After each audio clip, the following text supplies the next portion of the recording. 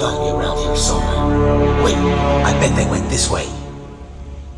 What are we gonna do? If they find us, we're toast! Don't worry, I have a plan. The guards won't see this one coming. Do you trust me? Yes! Then follow me. So, that was some VIP level acting, aka the English dubs, which, if you're watching it, then, I guess, good on you. Personally, I can't get into the English dubs just because, I don't know, it takes a lot of the acting, the actual actors, their inflections and their vocal performance out of it. But basically, if you're watching this, just first off, welcome to the Humble and Dope Show. My name is Chris. Gonna be kind of talking about interviewing just Squid Game. Season 3 ended. There will be some spoilers, so just get a heads up there. And just talking about as a Christian watching Squid Game, which is ironic because it's a very violent show. But there's interestingly a lot of things that to dissect morally, right? So it's Squid Game. For those guys that aren't familiar, it's basically a kind of one of them life and death type movies, shows, kind of like Hunger Games, Battle Royale, that type of thing, but centered around children's games, based out of Korea, and apparently it's based on like some real life stuff that happened, which is awful. I was going to use that, but it might get us demonetized or get the video taken down, so I use a clip that was a little less serious. What's interesting, following 456, the main guy, and by the way, I'm going to not be using people's names because I can't pronounce it or remember it. Same thing with numbers, just can't remember it that well, besides 456. But he's basically coming back. He won the first season. He's gonna go see his daughter, and then got a phone call from the front man, and then came back to go re-enter the games to try to save some folks and try to put an end to the games. And it's really noble. But it's interesting that basically he, in the first season, he's smiling, happy, and you see it slowly die. That genuine, almost childlike joy. And then season 2 and 3, you really don't see him smile a lot. His mom passes away before he could use his winnings to pay for surgery in the first season, and then in the Mingle game, the one where they're going in a circle, they have to try to get whatever number they announce, try to get that number of people into a room before time's up. There's a part where he sees the son and the mom hugging because the son thinks his mom died after he gets taken away, and his face just kind of it's like this almost sadness because he can't really hug his mom. So there's a lot of instances like that where you really see both sides of people's humanity. A lot of it's just obviously the worst sides of people's humanity, but also, hope. Because it's almost an ideological battle between the front man and 456, I think his name is Gihan's, well, I'm gonna say 456, and the frontman's trying to break him and try to get him to make the same bad decisions of giving up on humanity and seeing people as just horses, things just bet on, and just kind of to discard and not really take too seriously. Because the frontman was a competitor and a former winner, and he was also in a similar predicament. His wife needed some type of surgery or something. He also had a child at one point, and he wasn't able to save them despite winning, and he lost his humanity in the process. But season 3 isn't without its flaws.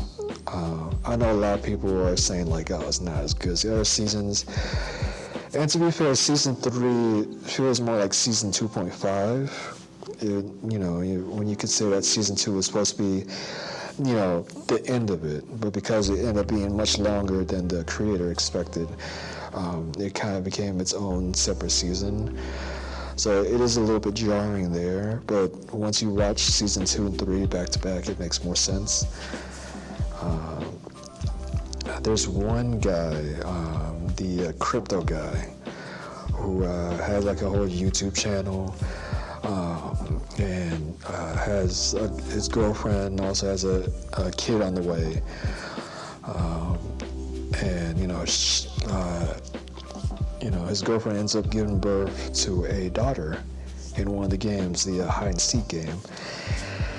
And it's really interesting because at the beginning of the game, she is, in a position where, like, she can't really, unalive someone, right? So she switches a vest or switches sides with the crypto guy, and he's like, yo, I'll do what it takes to protect you, I'll find you, and whatnot.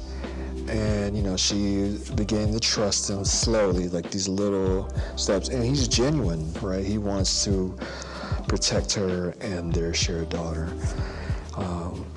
And he's with the other dude, not Thanos, but the guy that was rocking with Thanos, who's also a drug addict. And the guy mentions like, yo, if we unalive more blue vest people, then there's less for red vest people to take care of, because the rules are, if you're a blue shirt or blue vest, you're trying to either find an exit or last for 30 minutes. If you're a red vest, you have to take out at least one blue vest person to make it to the next round. And he's being told like, oh, if we take out more blue vest people, then there's less. So it means that it's basically doubling the prize earnings for each extra person they take out. And you see this struggle where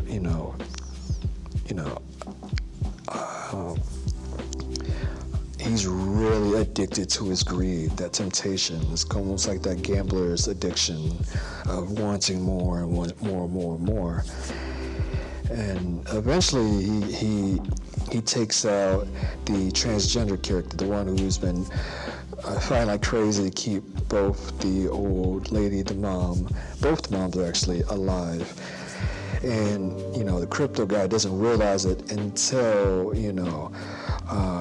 he sees the both moms staring at him, and there's just this intense like shame and regret that, again, his greed and his addiction is really just like overtaking him. And I know people are getting a lot of grief, and understandably so, because a lot of people were like, oh, why did the scared Marine guy who wasn't really a Marine, why did his character go out like that, or why did such and such go out like that? And I think Squid Game is a great commentary on how complex people are, and how much people struggle with their humanity, trying to not fall into their vices, their addictions, and such. And it gets to the point where they get to the end on the Squid Game, on the towers, on the pillars, and the crypto dude has the baby. He's threatening to throw the baby over to his own daughter over to win. And it's at that point he's pretty much lost himself to his greed. And it's really sad because there are little bits where he's trying and failing throughout the second and third season. He's trying to prove to her that he genuinely loves her and the baby, and it's almost like he's not really able to pull through, to shine through, and because he's not really acknowledged. Even the jump rope game, like right before she, ends up, taking herself out because she's not able to physically, get through the jump rope game. She's saying that, you're worthless and all this other type of stuff. So it makes sense why that he just completely gave in. My only criticism is I wish we got more, like, at least even in a sentence or two, like what he was like or what the relationship was like before they came into the games. Which, like, he was a good person, but then he found crypto, or maybe he was a good person before he became an influencer, YouTuber. Even when 456 is holding him, I wish they gave him a closing line before he falls, like, keep my baby safe or something. Like, I wish they gave him something to at least show a little bit of his humanity at the end. But I don't know, it's a good season in my opinion. I understand why people didn't like it, just because it's kind of weird as a standalone season. And the Kate Blanchett tease at the end, which is teasing American Squid Game, is actually really interesting. And also, I think there's like an animated Squid Game, anime Squid Game that's being discussed, as well as a Frontman prequel is really interesting. And I know some people are like, just leave it there. And it's like, well, they mentioned that, it's global, right? It's like, the Korean one's my favorite one or whatnot. So it's implying that these games are happening in other countries. It was interesting that the creator was like, I'm happy that it's gotten successful, but I'm sad that it's connected with so many people because, people are struggling all around the world, with things like student debt and just wealth inequality and stuff. I think even as a Christian just watching it, like, obviously, when I'm watching stuff like this pretty personally, maybe other people feel differently, just really seeing how flawed people are. And that when push comes to shove, you really see people's, like, true colors when their back's against the wall. You really see, like, this person chose to give in to their temptation. Or like 456, when he couldn't win without throwing the baby over, he chose to give his life to send a message like, we're not some game, we're people just like y'all. I think that's really powerful, and I think there's a lot out there, especially nowadays with what's going on in politics. It's easy to be treated like, we're all just fodder for these rich people in power to just take advantage of us. It's easy to lose that hope, especially if you're not, if you don't have Jesus as Lord and Savior. It's easy to not think long term. It's easy to think, this life is it, and it's terrible. And, as much as, we should strive for justice in this life, to strive to do better, ultimately, long term, the goal should be, like, to keep things in perspective, but still, obviously, try to do more good than bad, and understand that we're flawed and need redemption, always. So, I don't know, let me know what you think. Did you like Squid Game? Did you watch Squid Game? Do you like these type of shows or movies, or it's like, it's a little too much? Let me know what you think. Make sure you like and subscribe, and I'll see you in the next video.